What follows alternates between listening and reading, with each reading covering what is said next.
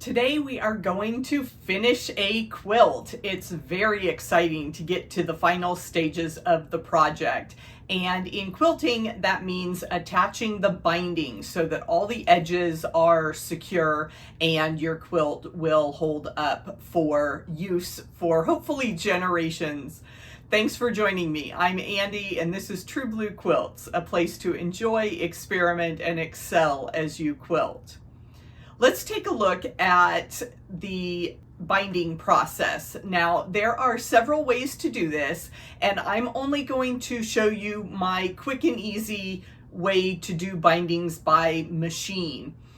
I make a lot of samples for my patterns, and I give a lot of baby and kid quilts that I know are going to need to be thrown in the wash, and that's why I like to speed up the process and do everything by machine. So first we take the size of the quilt, and then I'm going to double that to get the perimeter, the distance around the outside. And I have to add those measurements together. And then I always add 20 more inches for the seams where I overlap my binding strips. And then we need to divide by 40 because that's my estimate for the length of a width of fabric strip. So 240 divided by 40 gives me 6. So that means I have to cut 6 strips of fabric to make my binding. I have cut all of my binding strips. My preferred length is 2 1/4 inches. And now I have to join the ends. So I overlap my ends, and I am going to sew from corner to corner there. And the fun way I remember this is that when you lay your fabric strips out, it's kind of like somebody's legs, and you always want to sew around the middle and not into the crotch. So we're going to sew across this strip, and then it'll open up into one long strip. And I've got this first one pinned. You can mark this if you want. I've gotten pretty good at just eyeballing it, so I just line things up and go without using pins or other markings on this step. You can put a piece of tape, or I sometimes use a Sharpie to mark my machine bed, but I can tell the line directly from my needle all the way down to this point, and I just keep that visually marked and make sure I'm sewing straight along that diagonal line. And as I get closer to the needle, I can see the markings on the bobbin cover that tells me that I'm lined up correctly.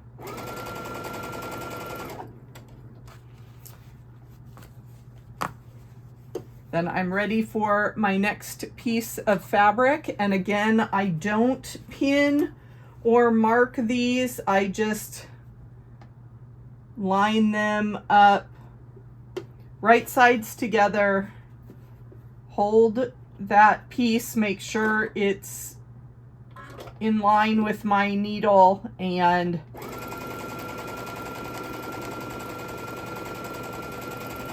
sew in a straight line.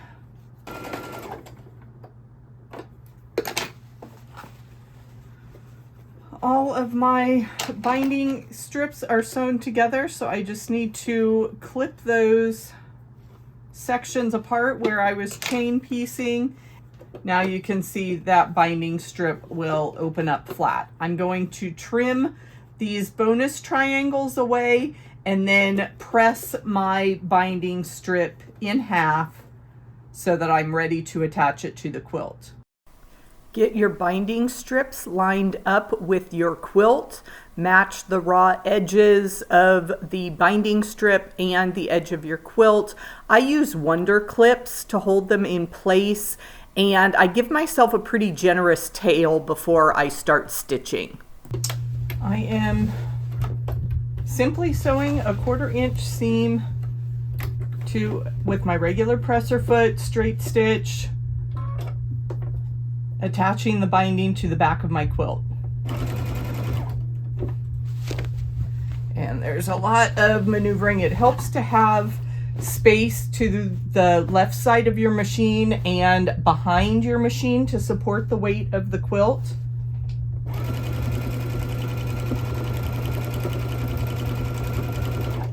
I simply have 2 tables pressed together here in my sewing room.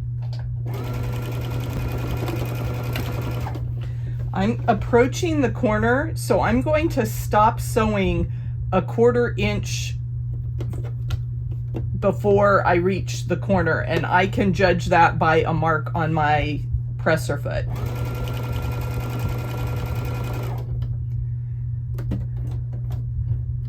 And I stop, lift my presser foot, and rotate my quilt so that I can sew off the corner. I've angled, so I'm making a 45-degree line there.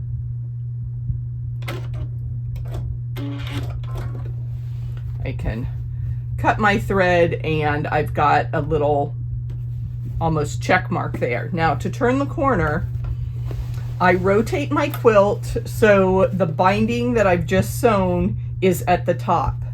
And then I keep my strip off to the right, and I fold up, and it's going to fold right on that 45-degree line of stitches. So I've pushed the binding away on the top of my quilt, and then I'm going to fold it down, and I'm going to keep that fold right on the edge of my quilt, and I'm going to start stitching again a 1/4 inch in, so that there's no stitching right on the corner except for that where I stitched off.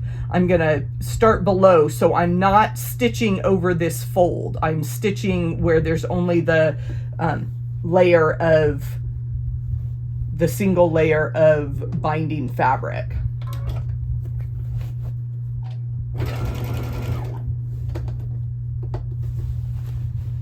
And then I can keep attaching the binding. If you want to use clips along that edge, that's fine. I can just kind of maneuver the quilt and hold the binding in place there.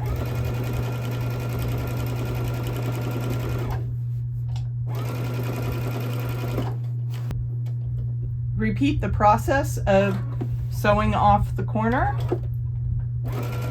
on your other 3 corners of your, turn the quilt, fold away, fold back towards you, and continue sewing.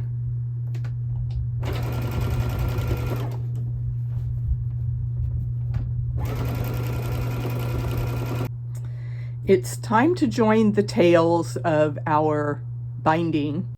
On the 4th side of my quilt, I stop sewing pretty soon after I turn that corner so that I have another long tail to join the ends. So I've laid out my quilt, and what I want to do, I'm keeping that binding just laying on the edge of my quilt, and I am going to fold back the 2 ends just so they touch there, and I'm fiddling with this end just to make the measurements line up. I want 1 inch on this end of my quilt, and so I'm trying to line up the fold and the end of my fabric. So that gives me 1 inch there, and then I need to go to 1.25 inches on this other side. You always want the overlap of these 2 ends the distance of those two parts that are folded back to be the width of whatever you cut your strip at the beginning. And I'm going to come over to 1.25 inches here, and I'm going to cut this other flap. And there are other methods. I learned this method first. It's stuck in my brain, and I just continue with the way that works for me. So if you know another binding method, you're comfortable with it, you can do it easily, then that is fantastic. That's the beauty of the quilting world, is there's so many different methods, and in the end, does it get the result you want?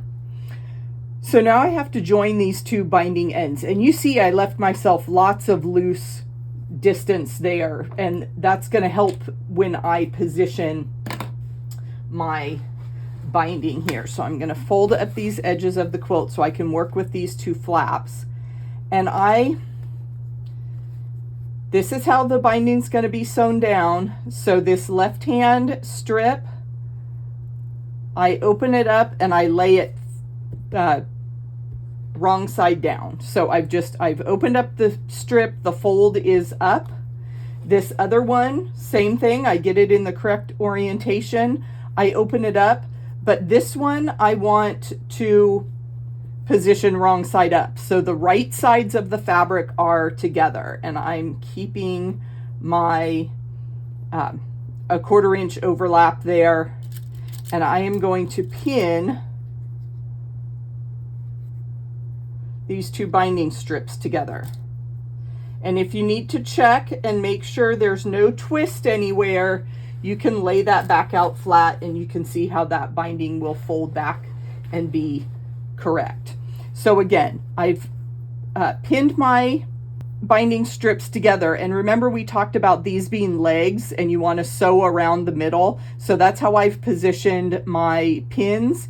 If you need to draw a line, we're going to be sewing from that little corner down to this little corner to join our binding strips. So this is why I like to have that big long tail, so that I can smush up my quilt and still maneuver that binding here under the machine. So I line up that intersection, and I've got my binding strips sewn together. Get rid of those pins, and there we have our strip. And I'm going to just eyeball 1/4 inch away from that seam, and get these dog ears out of the way. And yes, I usually cut off my selvages. I was being lazy with this set of binding strips, but that will be hidden in the seam. And then when we lay this out, our binding fits perfectly there.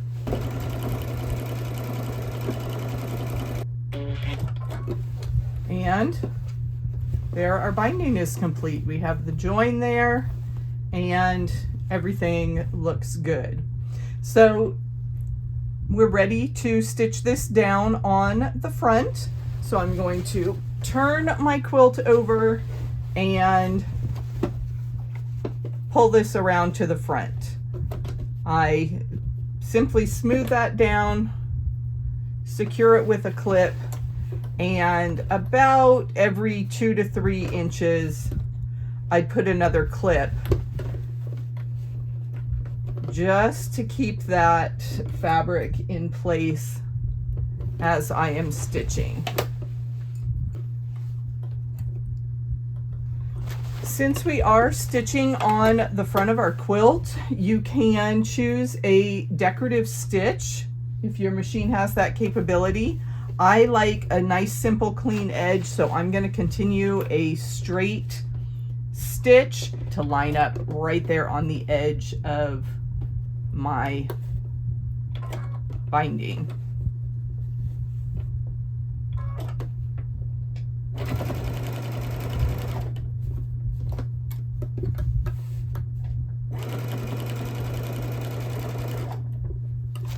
And we simply go all the way around our quilt. Let me show you when I get to the corner how we miter that.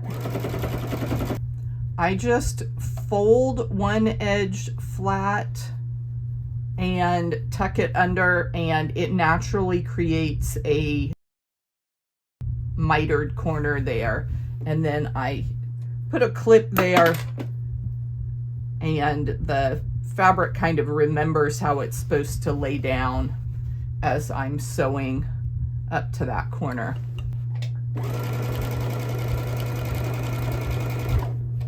Okay, I'm coming up to that corner, so I'm using a stiletto here to keep that flat as I sew under the presser foot, and I've got this my 1/4 inch foot on there so it doesn't like to, that bar catches.